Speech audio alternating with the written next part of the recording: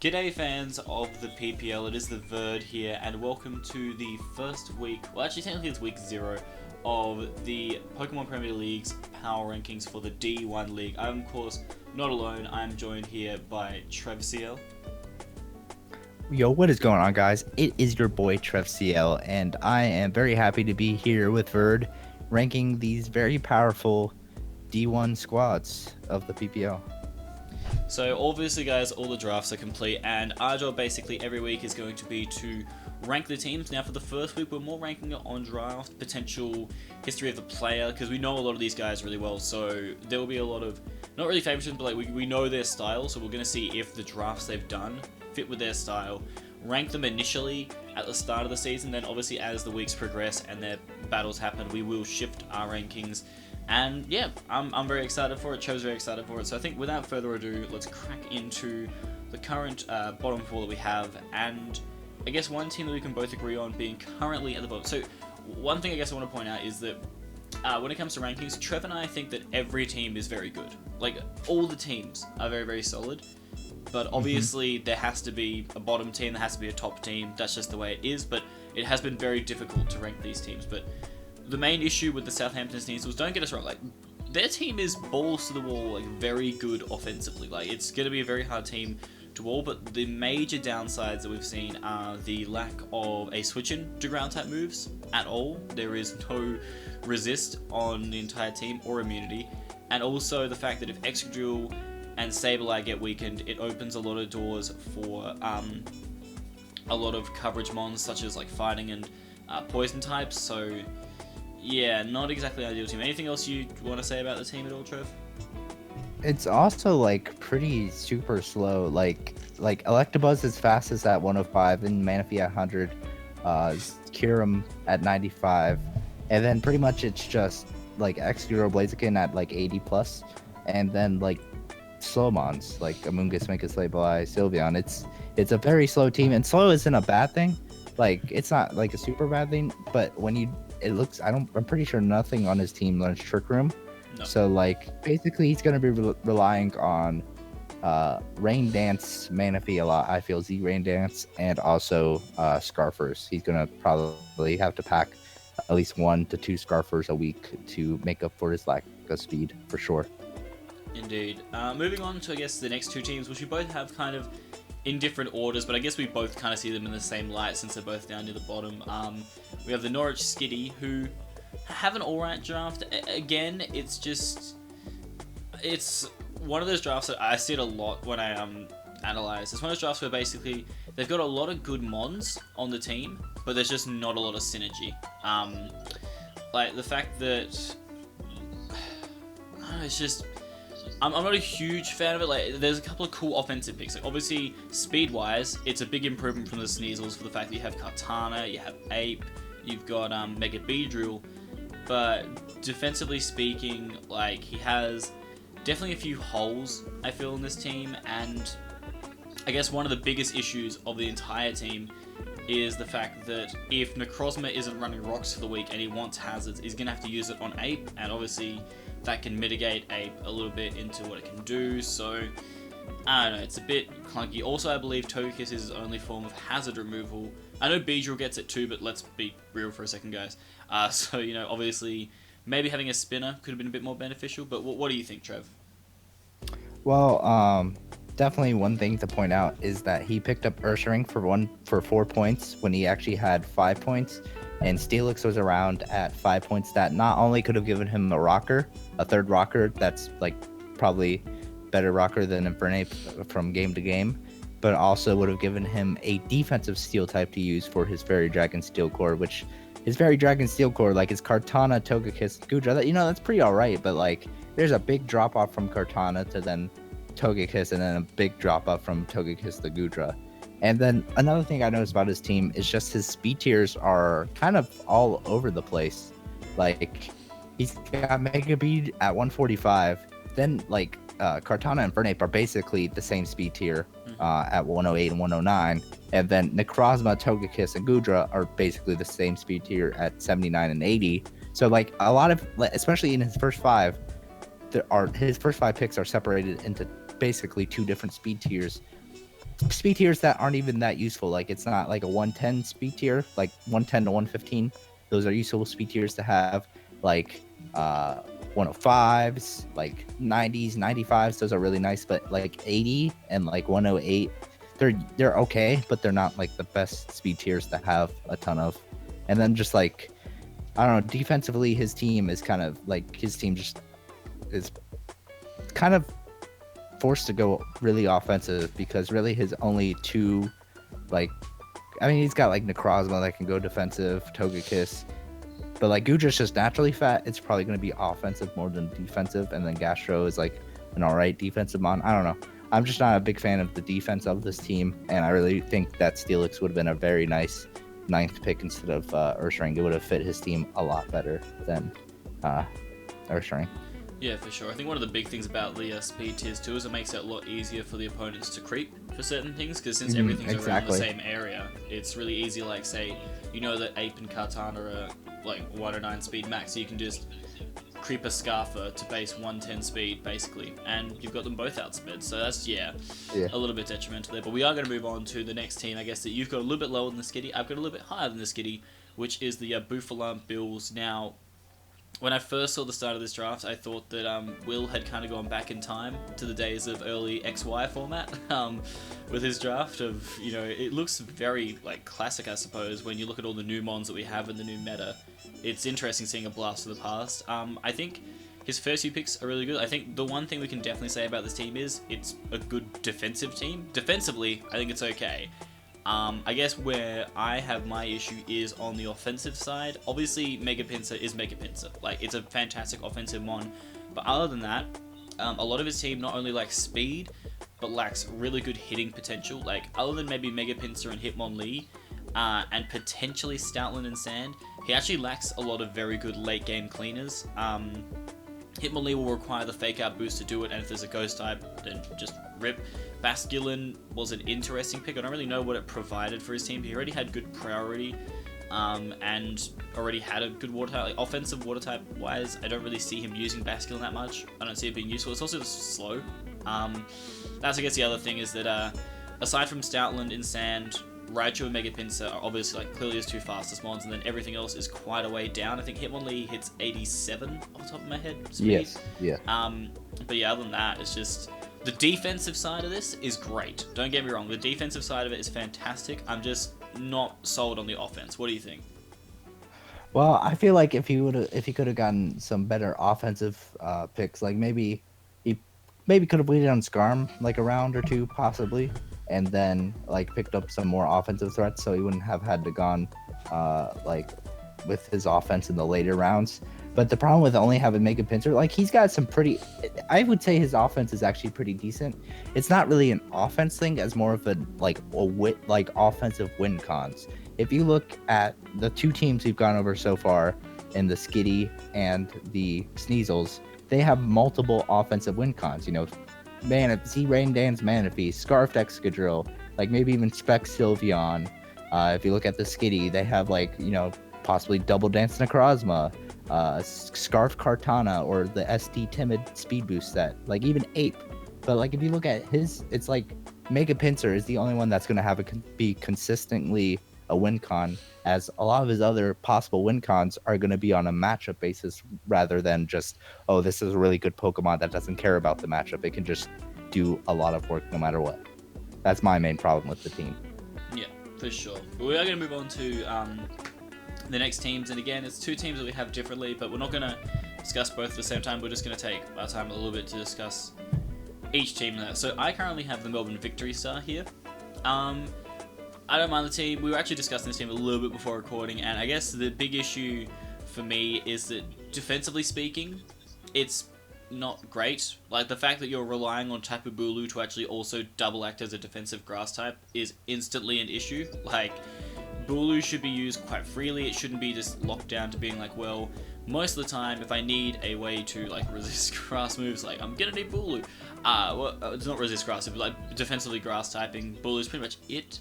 So that's a bit of a detriment. I think offensively speaking though, really good. Like, incredible offense. Probably the best part about this team. Also the fact that, you know, Ninetales getting up the sun means that Chlorophyll Victory Bell is a threat. Obviously, Helios was solar power, and then Heatran is just Heatran. Heatran also pairing nicely with Sizzle, obviously with that synergy. But the big issue comes with how this team deals with stuff defensively. The fact that his core of defense is Lantern, Heatran, Bulu, and Scizor, I guess. Like, Suvali, like, Z Suvali is kind of cool, but, I mean, like, his defense isn't the best. And I guess one big thing is the fact that the Sun can kind of be used against him here for the fact that most fire types do have a ground type coverage move. Even if it's Entei with Bulldoze, they have it, which means that opposing fire types in the Sun kind of do a lot of damage to this team if he chooses to bring Drought Ninetales. So definitely something he has to be careful of. It's a kind of cool offensive team. There's definitely a lot of big threats on it, but I'm just really not sold on that defensive side. But at number 4, not number 4, at number 12, you have the Tampa Bay Lux Rays. So how do you feel about Mono's team this season? Well, Mono's team it's definitely interesting. So obviously these are mostly based on the team and not the player, because even if Mono had like a 12th ranked team, which here I have him 9th, even if he had a 12th ranked team, if we were basing this off the player, I feel like Mono would definitely still be top half no matter what, maybe even top 3. But the problems I have with Mono's team is that it's kind of slow. It's probably the slowest team we've seen so far out of these rankings. And, that's fine because he does have a Trick Room Victini, and he has Trick Room, what is it? Kofagrigus. Kofag. Yeah, Kofag.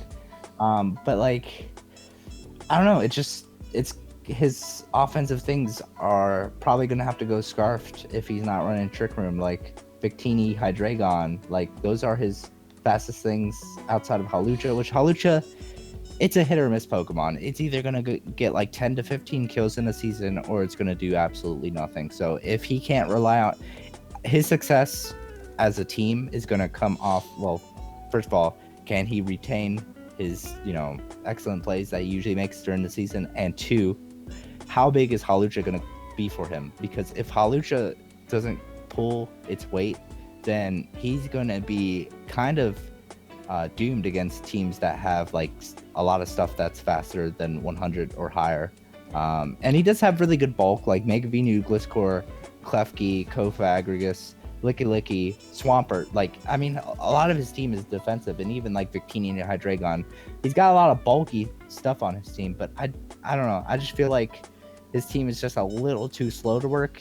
And I guess we'll have to see how Mono can use this team. It definitely has potential, just a little too slow, maybe a little bit too much bulk as well. Maybe he got a little too focused on getting lots of bulk that he kind of missed out on offense, which, by the way, his offense is a little weak as well because his strongest thing is Hydreigon, and after that, it's Mega Venu. When Mega Venu is your second strongest thing, that's kind of a problem.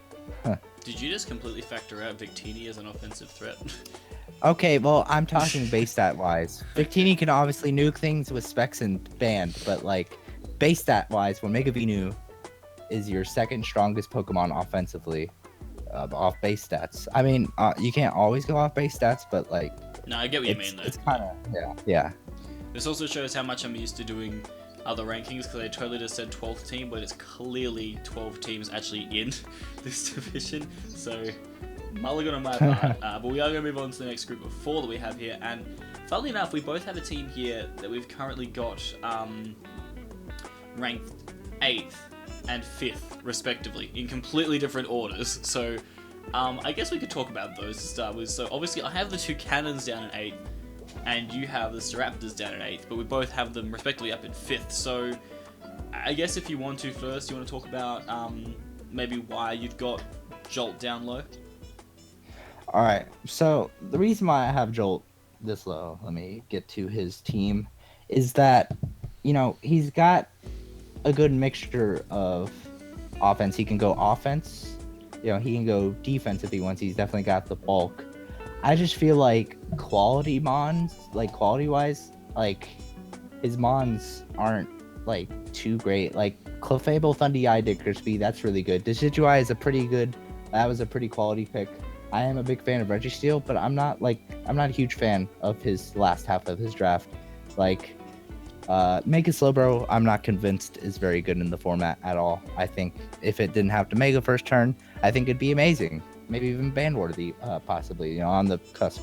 But because it has to Mega, it can't just like regen out. It can't Calm Mind. It has to Mega first turn, and after it Megas, it loses regen, and that's it. You basically have the only time you can heal up is after, is when you click Slack Off. So I'm not like, if he can prove to me Mega Slowbro is good, then I'll have a lot more faith in this team. Also, he definitely likes his Talonflame. This Talonflame's, he's already said that Talonflame's going to be his Gen 7 Pokemon, jokingly, of choice. But like, I don't know. I'm just not. I don't see the hype behind Talonflame besides it being a fast flying type. Like, now that it lost Gale Wings, basically, not a great Pokemon. And Drapion, I need to be convinced that can be a decent T-Spiker, because I feel like there were better T-Spikers he could have gone after. And, I mean, it's got Knockoff, and obviously Poison Dark is a good type, but I need to be convinced that his bottom half of his draft can work, or else he's just going to be very top-heavy and bring those first 6 probably every week. Maybe Talonflame as well, mix in the 7. Fair enough. I guess what I'll just say about Jolt's team as to why I've got him a little bit higher. Obviously, the cores, like defensively, I think it's very, very good. As a defensive unit, it can deal with most of the threats that we've seen so far on most teams. There is, I guess, that little bit of an issue, like, obviously, Decidueye can remove hazards so it can hit on top. I've used Hitmontop in the past, but I've never super relied on it for spin all the time. I don't really like it as a spinner. I find it actually incredibly passive, which I guess is saying something, but like, I just find Hitmontop is just eh. But what I will say about Jolt's team is that, I mean, I don't mind Mega Bro. I think I just like Mega Slowbro because I haven't seen it in a league format for such a long time that it's really cool to actually see it resurface, and Jolt might be the kind of person to use it really well. I do agree with what you're saying, that obviously it is a bit hindered by the fact that it has to Mega Evolve turn 1, but at the same time, I do like, obviously, Shell Armor is just such a great ability for it to have. Calm Mind can be annoying. Obviously, though, there's like detriments, because it's really easy for someone to tech on like the Toxic for this thing. It's also really easy to just like taunt it and stuff, so definitely going to be an issue for Jolt. But I think what also helps him here is that he has a few other mons that can really support Slowbro, like a lot of the stuff it struggles against. I actually think that Diglett could be very good for Jolt. As crazy as that sounds, as dumb as that sentence may seem, Diglett has proven itself. Even I've seen people use this shit on ladder, and it's been putting in work. Like, it can trap things, and it doesn't necessarily need to kill anything. It just needs to get off like damage. His damage is so crucial. Like, you know, if say your opponent has like a Raikou or some kind of offensive electric type, and Diglett can trap it and get off some good damage, it means that potentially the electric type won't be threatening Mega Slowbro later in the game. So in the long term, could be really nice there. I'm a fan of Talonflame. Like, obviously, the nerf did happen, but you have to factor in that it still does have base 126 speed, so the only times that Gale Wings was beneficial at this point would be if there was a Scarfed Mon, or if if the other opponent was going to go for priority. So they're the two, I guess, big factors. I guess one thing that helps Talonflame is the only real priority that threatens it is either Ice Shard if it's at low health, or a Cell Rock, and I don't know if Lycanroc was taken, so might not be too big of a deal about that priority, but obviously being able to outspeed Scarfers is massive. But at the same time, because he has Hitmontop plus Decidueye, there's a good chance he can actually bring in Talonflame a lot of the time with Gale Wings still intact. The only downside, I guess, is obviously if you run Brave Bird, then rest in peace your Gale Wings, but Jolt is known to run Talonflame more bulky, which works for him. But overall, I actually like the bulky dynamic of the team. I will admit that on the kind of more offensive side, he's really relying a lot on Thunderous, Diggersby, and Talonflame to break through a lot of teams. There is a heavy reliance on them. Like, Clef can kind of do it, but Clef is more kind of designated to a Calm Mind defensive role. Decidueye can SD up, but it's still a Decidueye. Drapion is good offensively. I don't mind it as a T-Spiker because it also gets access to Whirlwind, which is really nice to shuffle around Mons. It also gets Taunt, which is really, really good.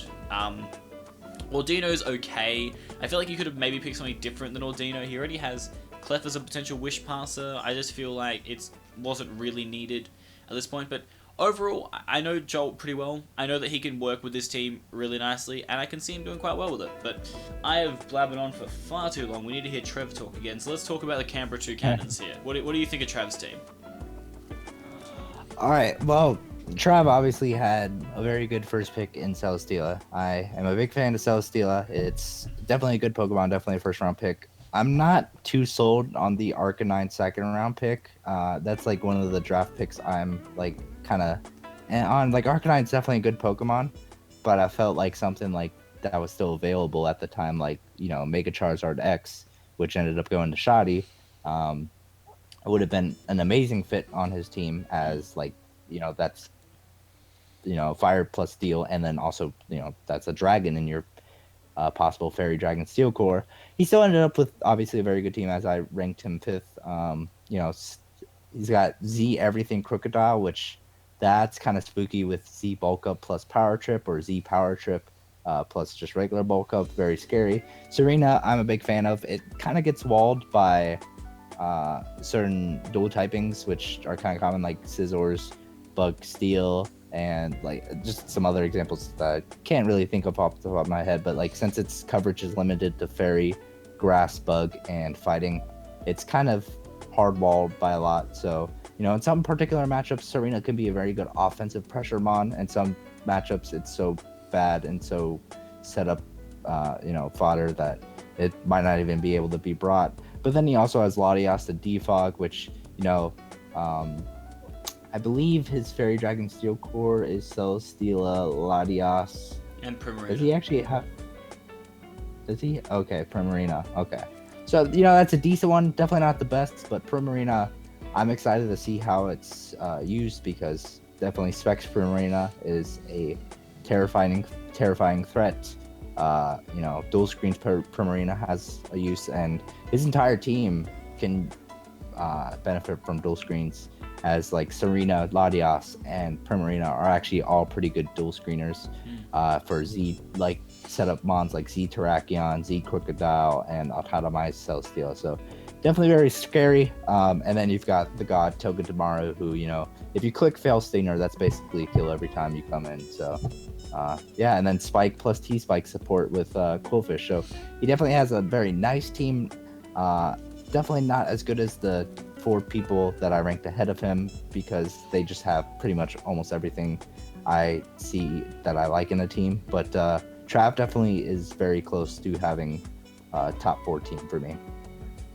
Yeah, I do like Trav's team. I agree, Arcanine was picked like super early, but to be fair, it does fit nicely on his team. I guess one of the big issues I have with Serena as a Hazard Ribless, and I guess this is from experience in other leagues, it doesn't really do well against a lot of ghost types. Basically, most ghost types in the format will be able to wall a Serena, so if you have like a decent ghost type plus a hazard setter, that means that there is a heavy reliance on Latias a lot of weeks to be a defog variant, which means it might not be able to be as offensive. It also wastes a move slot for Trav a lot of the time, which obviously could be really beneficial with a different Latias set. So that's a little bit detrimental, because obviously he doesn't really want Rocks Up when it does damage the Arcanine greatly, does hit the Celesteela. Like the rest of the hazards, Celesteela couldn't care about, but Rocks damage is a thing that will happen every time, so he's got to be careful of that. Overall, I prefer his offense to his defense. I think offensively speaking, a lot of great threats that can punch through. Again, on the defensive side, there is kind of, it seems like a need for Latias to be a bit more defensive. I like Primarina as an offensive mon. Defensively, it's okay. I think like some mons can break through it though, and the other downside I guess of Primarina is that its move pool on the offensive side isn't completely diverse, so some mons will be able to wall it quite easily. But overall, I think it is a pretty cool team. I'm not super familiar with Togedemaru, so I'm kind of keen to see how he uses it. I want to see the power that is Togedemaru. I think it's a solid team. This was one of those teams where, like, when you get to the middle part of this rankings, a lot of these guys are pretty much all in the same boat. It was just more looking at, I guess, things that I saw being big issues for them, and the big issue for me is that his main spinner can get spin blocked quite easily, and so that means that he's relying more on one of his better, and I believe his fastest mon as well, to be his main outlet for hazard removal, which is also kind of bad because if you're running Serena with a rapid spin and you like bring, say, Quillfish with all your hazards, then it's like, you know, are you going to take the fact that he might set up hazards on you and then you put up all yours and it's a hazard wall? Like, is that a risk you want to take? So yeah, it's a bit of an issue there, but overall Trav's got a good team and Trav's a good player, so I'm sure he'll do just fine with it. But we are going to move on. Obviously, two teams that we discussed a bit earlier. Well, I discussed the Melbourne Victory Star, you discussed the Lux Rays. So obviously I had them a bit lower. How do you feel about the Victory Star this season? Well, I'm definitely a big fan of their offense. As you said, like, their offense is probably one of the best offenses in the league, at least top 4. But the reason why I have them a bit lower is just because, like you said, their defense is kind of lacking. Like, their answers to fire types are Heatran, Latios, and Lantern.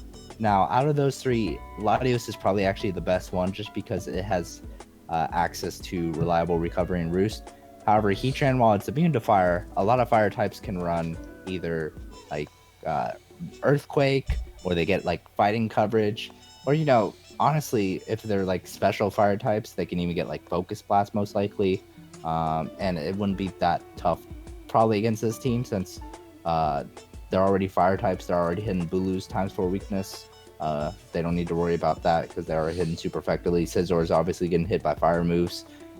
So they don't need to run HP Fire for Scizor. So like really, Heatran's the only thing they need hidden power for to hit a 4x weakness, and that's very easy to run HP Ground. And then Lantern is bulky, and it does have Heal Bell, but it doesn't. Its recovery is rest, and his own Sun could hurt him because, you know, a lot of fire types also get the ability to run Solar Beam, as well as the aforementioned Earthquake for Heatran. So already they're going to be running Earthquake for Heatran, so why not bring Earthquake and hit Lantern as well? So that just gives them more reason to bring Earthquake, which means fire types just kind of screw him defensively. And like also his team kind of doesn't like facing fire types, just like his offensively, his team doesn't care for fire types either, because like Tapu Bulu, Ninetales, like Scizor, they can't really hit some of the bulkier fire types for a lot of damage. So if he runs into an opposing bulky fire type, he's gonna have a lot of trouble because they're gonna have boosted hits against him, and then obviously he can't hit them back too hard with about half his Pokemon. There are some things I like about his team. Obviously, Bulu Heatran, that's a fantastic core. Weakens ground type move for Heatran, and then Heatran plus Scizor, also very good core. Heliolisk, under stun, fantastic. You can run Specs for a giant amount of damage, or you can run Scarf for basically Specs damage plus having the speed. And I do like the fact that he is a Sun team. We don't see very many Sun teams, and especially very many Sun teams without Zard Y. So I'm very curious to see how this goes. But I ranked him where I ranked him because he's on the cusp of being a very good team, but he's also on the cusp of being like one of the bottom teams if his strategy just fails. So we'll have to see. This is kind of a gamble, and let's see where he can end up at the end of the season. Real talk, look at his team and look at Charizard X. That's what that was kind of like what I had in my mind when I was going through. I was like, that was the Pokemon I was thinking. Charizard X just kind of bodies him. Anyway, we are gonna quickly also. I'm talking about the Tampa Bay Lux Rays, who I've got a little bit higher than you did on the rankings. So I think there's definitely some big issues with Mono's team. First and foremost, the speed is not ideal. Like obviously, Victini and Hydreigon are two very good Scarf Mons. Gliscor does get agility. Klefki can spam T-Wave, which is nice. And Hawlucha's fast. But there is a bit of a speed issue. That being said, there is a Trick Room option, which is really nice as a kind of fallback there. But aside from the speed issues, when it comes to offensively breaking teams, I think that he does have a lot of underrated ways to do it. Obviously, Hawlucha is there as a good cleaner, so is Kofag. Gliscor does get access to SD, so like a bulky SD Gliscor could be really nice at breaking some certain walls.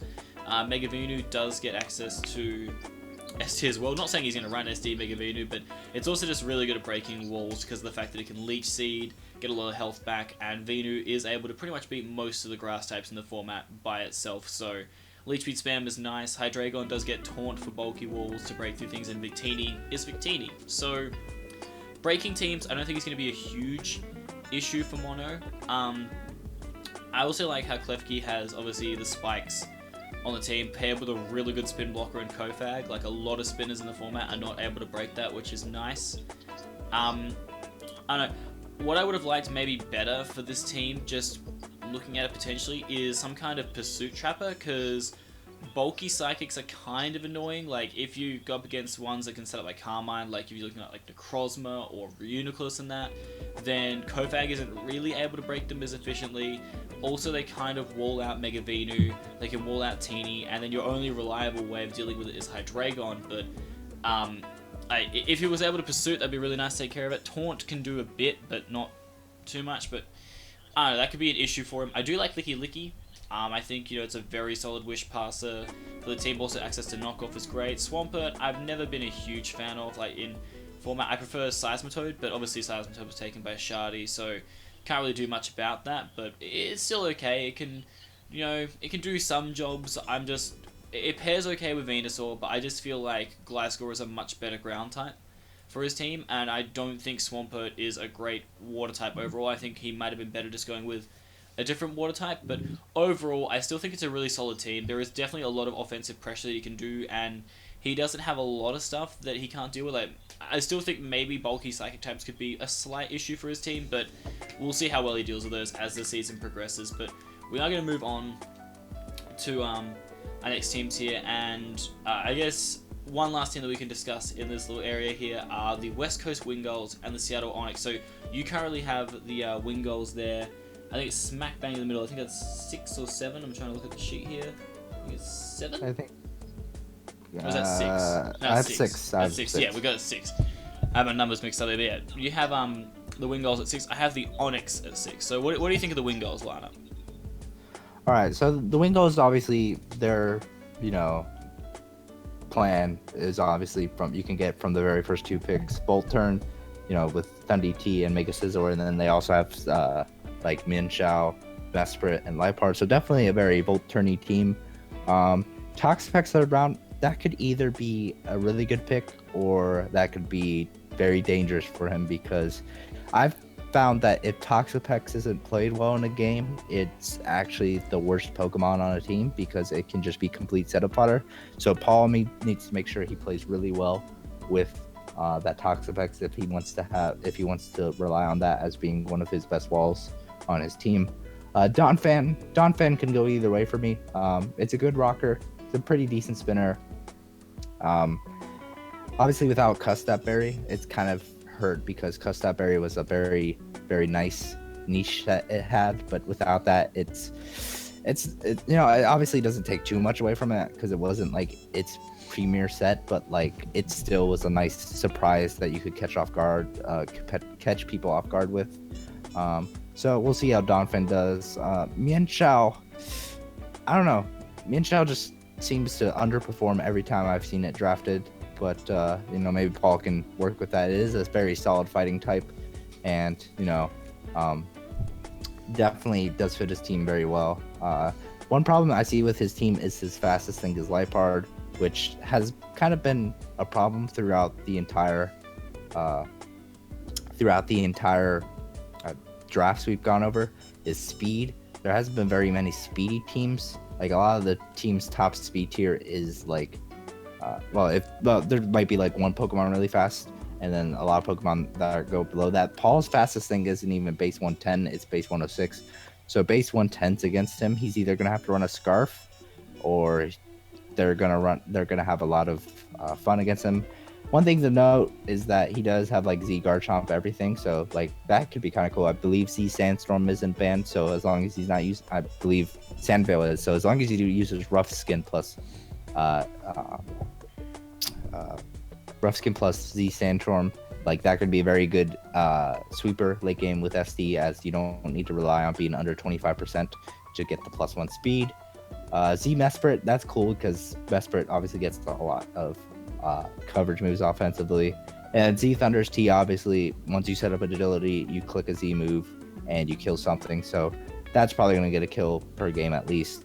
So very solid. Mega Scizor, I've been liking a lot more as of late, but I'm still kind of having the down opinions of it from the last few years I've had of it. So it's slowly but surely rising, my opinion of Mega Scizor. So hopefully Paul can continue to use it well, so that it will continue to rise, in my opinion. But Paul's team, I don't know. There's just something about it. There's usually this way with me with one team every time I do power rankings for a league, that just there's something off about the team that kind of makes me hesitant to put them high in the preseason. And Paul's team just happens to be that team. It's definitely a good team on paper. It's just if anything goes wrong, there's going to be a lot of things that go wrong, just in my opinion. But I don't know what you feel about that. I'll talk about his team a little bit later on because I do have them slightly higher than 6th. But I guess one team that I'll discuss just for a little bit here is the Seattle Onyx, because I do have them at 6th. So obviously the first thing to talk about is offense. Like this, you were talking about the I believe it was not the Skitty. It was the Victory Star having one of the best offensive teams. This may be up there with it too, because offensively speaking, like Weavile, Lando T, Alakazam, Raikou, like, okay.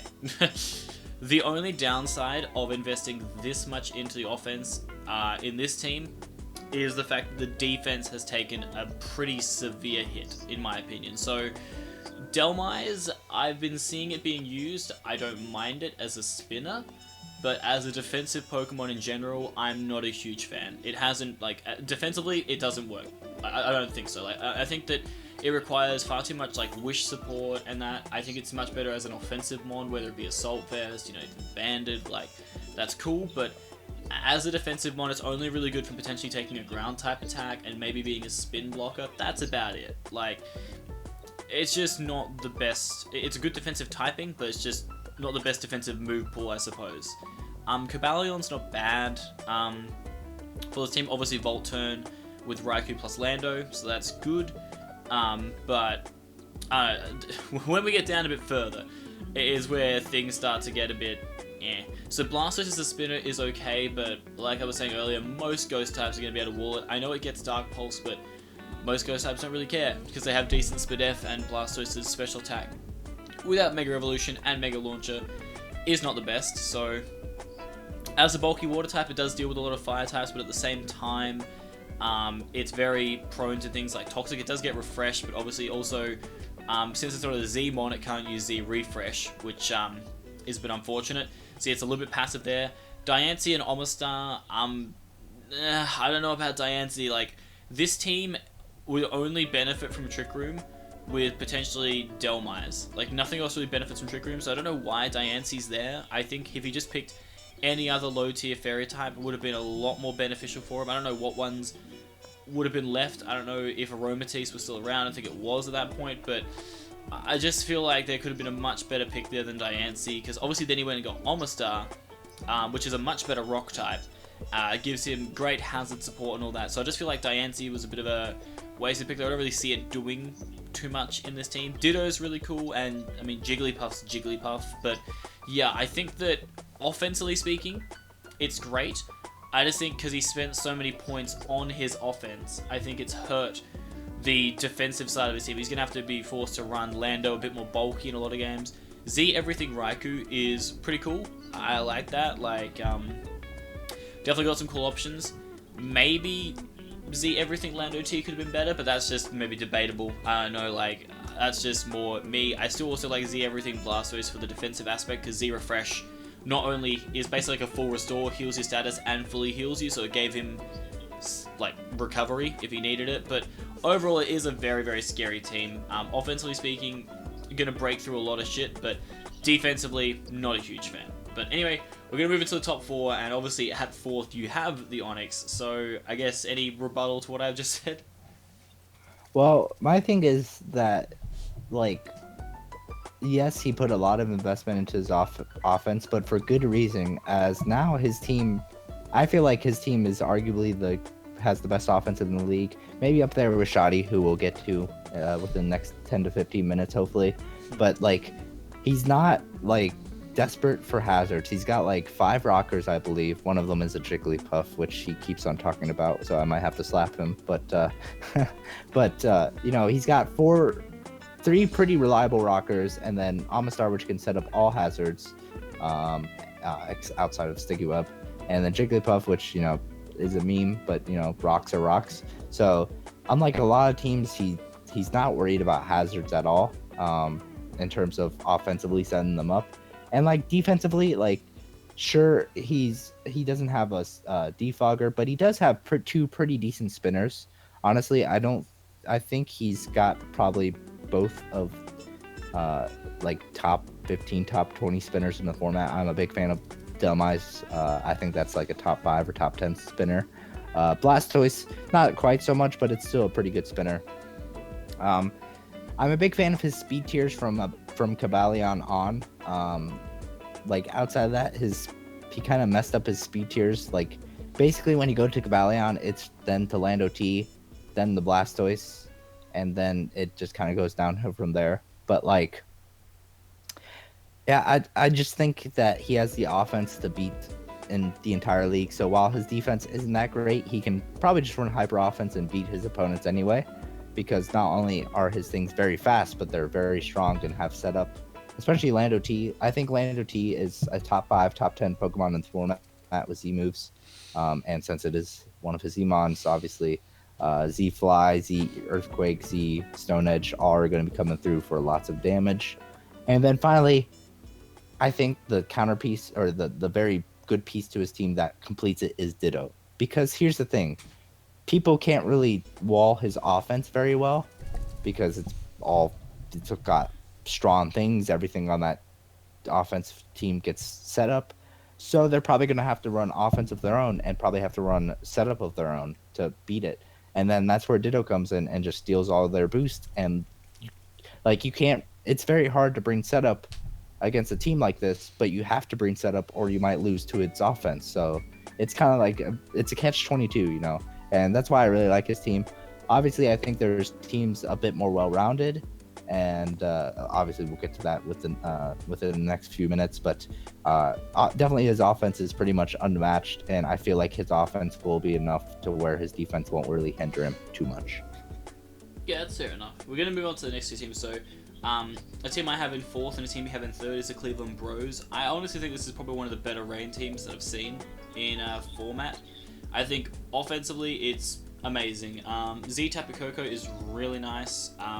Z Scolipede is okay.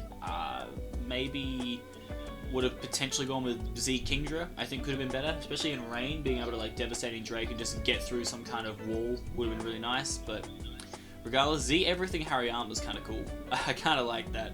I'm keen to see what he does with Hariyama. Spinnerack's actually not that bad because webs are decent for this team. It means that outside of Rain, a lot of mons can outspeed things, which is really nice. The only thing I have kind of questionable about this team, in my opinion, is Alolan Marowak on this team. Like, I get outside of Rain that it's okay, but he already has a good electric check in Mamo, barring like the Thundies with Focus Blast or Superpower. And I guess Raikou with Aura Sphere technically, but I mean, other than that, I just feel like it's a very odd fit on a Rain team. Obviously the best fire type on a Rain team is Volcanion, but I don't know, I just feel like it just kind of clashes a little bit with the Rain if he wants to run like a fire move. But that being said, he can still run the Lightning Rod and have Shadow Bone and Earthquake and all that, and it's a good rocker for him. So overall, it's just a really, really solid team from Eric. What do you think? I definitely think that he drafted a very good team, for sure. Like, Tapu Koko is very good. My one question from Ruby is that, like, the Alolan Marowak, it doesn't make a lot of sense. Like, I get why Ruby drafted it, because a rocker, you know, to go along with Mamo and Ferrothorn, so he doesn't have to bring those every game. And Uxie, so like he's set on rocks, kind of like Eric, but like it's slow. Like, water attacks that now might have not killed are just gonna Oko things, or Oko Alolan Marowak, and then like I don't know. I just don't think it fits on the team very well. But outside of that, like I think that's the only downside I see, is that like his fire type is slow and very neutered by the rain. Like it's okay to have a fire type on a rain team, but like I think there were better fits. Like possibly he could have gotten Volcanion earlier, because I think maybe he reached on Pelipper a bit. I don't think he needed to go for Pelipper as early as he did. He could have possibly gotten Volcarona is a very good fire type that works on a rain team. So I don't know. I don't think he needed the rocks because he ends up getting Uxie later in the draft. So that would have given him 3 rockers outside of whack. So I think he could have gotten a better fire type. But outside of that, like his team, I am a big fan of.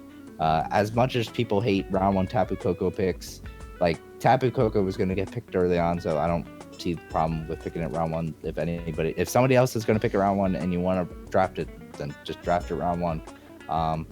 Ferrothorn is something that I'm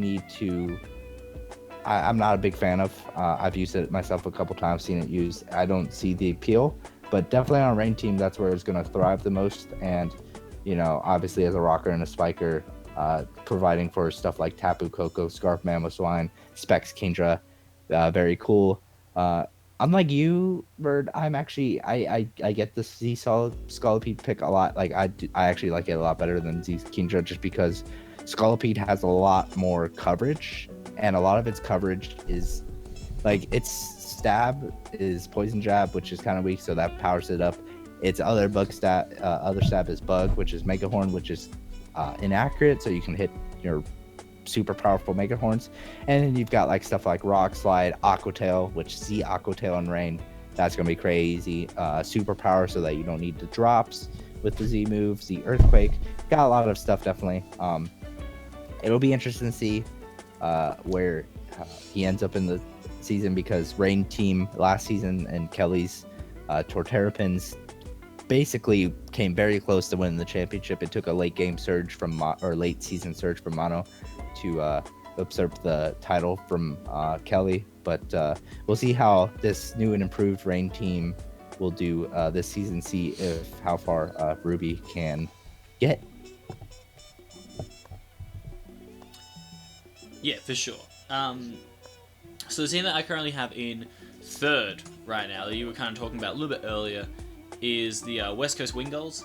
The only real downside I have for the Wingulls team overall really is, I guess, their lack of special attackers. Like, you have Thundy T, you have Mesprit, kind of Gorgeist and Garchomp, but not really, kind of Liepard, but there is a lack. Like, don't get me wrong, I'm a big stickler for offensive top specs, but we're going to be talking real here. He does lack a few special hitters. Is more of a physically biased team. I mean, special Mienshao is a thing if you're crazy, but other than that, I really do like the team. He has a fantastic spinner. He has a fantastic spin blocker.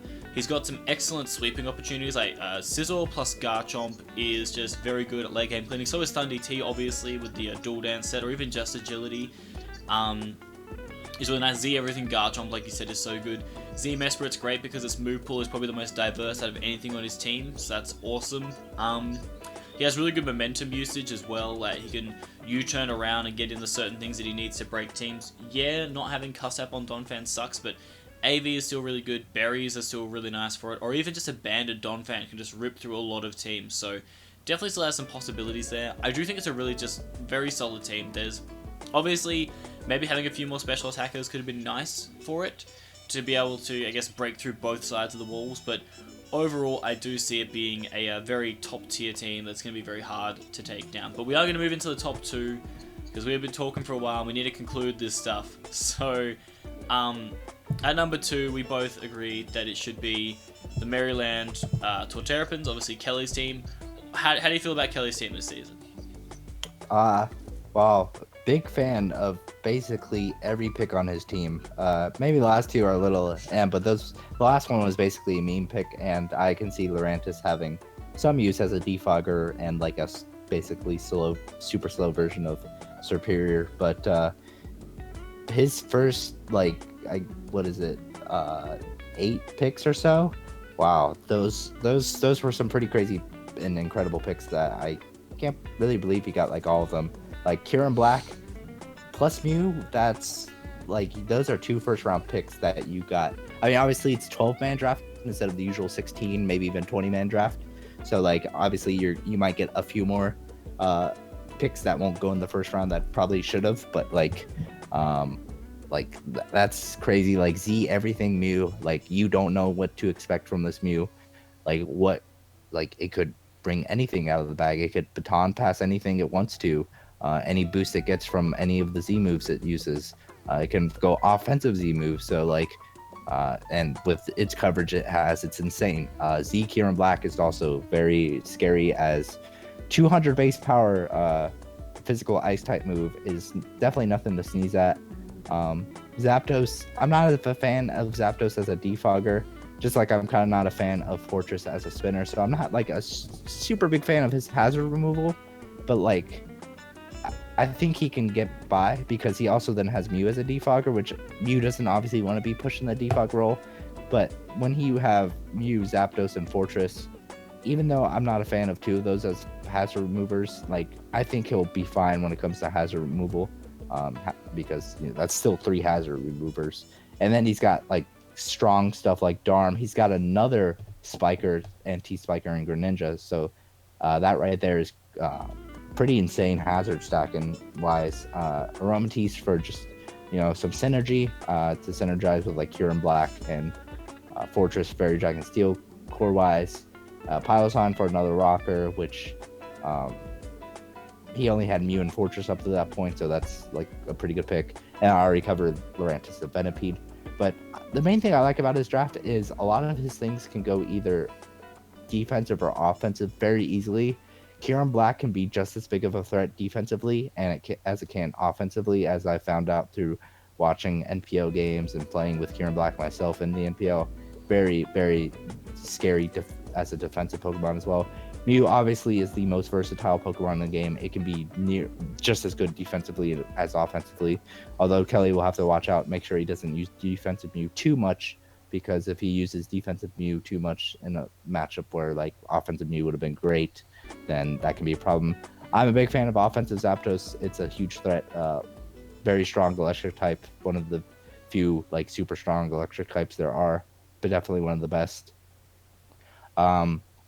Fortress, it's an ant Pokemon, but hazards. And then obviously I already covered Darm and Greninja, very strong Pokemon, especially Darm. Darm is an underrated fire type in the format. Belly Drum, Scarfed, Band, whatever you want. Even like bulk up Rest Talk or something like that. Very scary. But what do you think of his team, Bird? Yeah, like you've basically covered all the things I was gonna say, but I guess to just reiterate some things, like pretty much all of his picks here are fantastic picks. Lurantis, I'm not sold on. I can understand potentially like Trick Room from Aromatisse to a Lurantis could be kind of cool, but I'm not super sold on that as a mod. I think he just kind of wanted a grass type and got a grass type, so that's fair enough. I can't really fault that, but like you said, the biggest thing about his team is the versatility. It's one big thing that I look for when I draft, and he's got it in spades. Like KB, Mew, Zapdos, even Darm can be quite defensive with a nice little bulk upset. Aromatisse, Piloswine, these things can all take hits and then also hit back very hard. He has good rocks options. He has 3 very good stealth rockers. He has good forms of hazard removal. Just generally the offense as well is very diverse. The speed tiers are spread out quite nicely. There's a little bit of a gap. I think it's from basically Darmanitan down. There is a bit of a gap because I believe after Darmanitan it goes down to Aromatisse. So there's a little bit there, but other than that, like, it is very, very solid. Another just Kelly's very good at drafting solid teams, and I think the biggest factor of this team is going to be that Z anything Mew. There are infinite possibilities to what he could do, and as a person trying to prep for that, it's like you're gonna have a hard time. You're just gonna have a hard time. It means also with the Z Crystal that it doesn't take as much from knockoff. It's basically like Colbur, only not like you still take a decent amount from knockoff, but not like as much as normal. And it's just a very it's gonna be a tough team to beat. But I think there is one team that does beat it right now in the rankings, and that is the Bayern Munich. Shardy obviously with a fantastic draft. I guess I'll just start by talking about it. So the Fairy Dragon Steel core of Jirachi, Mega Zardex, and Tapu Fini is insane. That's just crazy. The fact that it's a Z Jirachi as well.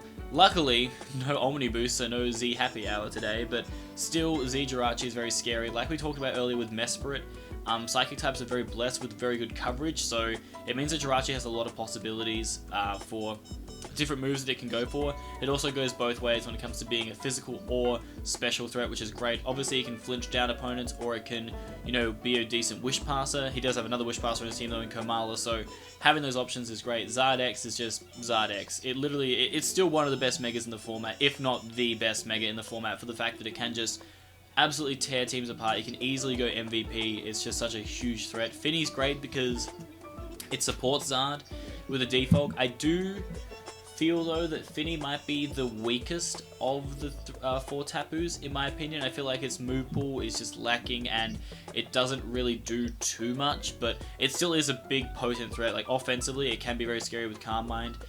Z Everything Dugtrio is cool, man. Like, not only being able to trap, but having those options is great. He has great forms of Stealth Rockers in Rachi, Dougie, Seismitoad, and Aerodactyl, so 4 options there is fantastic. A decent defogger in Skuntank and Fini, so it means that Fini doesn't have to always run defog, as well as a spinner in Komala, so he's got options for days. He also has Rotom, which is one of the better counters to a lot of the spinners in the format. Obviously not exactly to Mold Breaker Drill, but he does have answers for that, and Superior is just a really solid pick as well. Aerodactyl for 6 points is also just like crazy that he was able to get that, and with a Z move I think it's great because obviously access to all the fangs and stuff means that definitely some offensive possibilities. But overall, I think the big reason why Shardy's team I feel is the best one is because there is not a single Pokemon on his team that I feel like it shouldn't be there. Like, I feel like there should be something different. I feel like everything on there has a purpose for his team and makes sense and can work. And so for me, on top of the fact that he has so many offensive threats and good defensive synergy, I had to put him number 1. But how do you feel about the team? Well, arguably, maybe not even arguably, maybe just straight out the best Gen 7 team I've seen so far. Arguably, and definitely arguably one of the best drafted teams I've ever seen. Jirachi, Mega Zardex, Tapu Fini, incredible Fairy Dragon Steel core. It supports itself so well with Tapu Fini, making sure Zard can't be parried, poisoned, Jirachi can't be burned, parried. Only negative thing I see about that core possibly is that Zardex is going to have to pick and choose when it wants to run dragon moves or click dragon moves because of the fact that Fini's terrain also weakens dragon moves by half. So he'll have to be a little bit careful about that. Maybe not run dragon moves that much, or choose wisely when he wants to. But still, probably the best Gen 7 Fairy Dragon Steel core I've seen. Duck Trio with Z Everything, Z Memento with Zardex. Yeah, that's kind of just GG. That gives Zardex 2 times to set up, which is kind of crazy. And then Serp, just to pair it off with a nice speed tier. Very nice grass type, and again can't be paired because Fini's terrain can't be burned, can't be poisoned, can't be frozen. Like, his team just synergizes so well together. It's actually crazy. And his speed tiers, he's got, I think I looked at this a little bit before, like a couple weeks ago, and saw that he had at least 1 Pokemon in every speed tier of every 10 points of speed tier, from all the way from like 60 to 70 all the way up to 120 to 130, I believe, if I remember correctly. So like, he's got his speed tiers covered. He's got, Jirachi obviously can make a very good Scarfer, so can Dougie, Serp. He's got like very nice special attackers. The only and physical attackers, the only thing I would say is maybe his physical attackers are a little bit more lenient. His team leans a little bit more physically because like Zardex, Doug Trio are very strong, whereas like Fini, Serp are a little bit weaker on this special attacking side, as like they only have like, I believe, 95 and 75 respectively for their attacking stats. So a little bit weak, but then obviously Fini gets Calm Mind, Serp gets +2 every time it clicks Leaf Storm. So that's not like a huge problem, just a little bit. Maybe he'll have a little bit of problems with dual screens, especially like light clay reflect. Might be a little trouble but he's basically got everything covered. This is nearly a perfect team. Like if I was to give this like a score out of 100, I would give this like a clean like 98, 99. Pretty much almost perfect, maybe just one little knock on it, but outside of that, like it's a very, very good team. And with that, we have reached an hour of recording. Get around it. Alright, I think that pretty much sums up the Week 0 power rankings. Obviously, this one was going to take a bit longer because we're assessing all of their draft, but in the future ones, we're more assessing how they go in their battles, how their teams are functioning, so it is going to be a lot shorter. But thank you, Trev, for joining me for this great discussion, and looking forward to next week. Yeah, for sure. This was a lot of fun. Glad to be on here with you.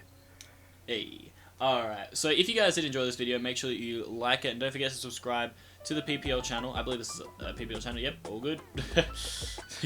getting used to this one now. I'll get in the swing of this. And also don't forget to check out all of the coaches. They should be in the description below. And don't forget to comment down below if you feel maybe we've said some good things or some bad things. Maybe just want to voice your opinion. As long as it's in a good manner, feel free to drop a comment. But that's going to do it for us, guys. This is Verd and Trev, and we will catch you next week for some more power rankings.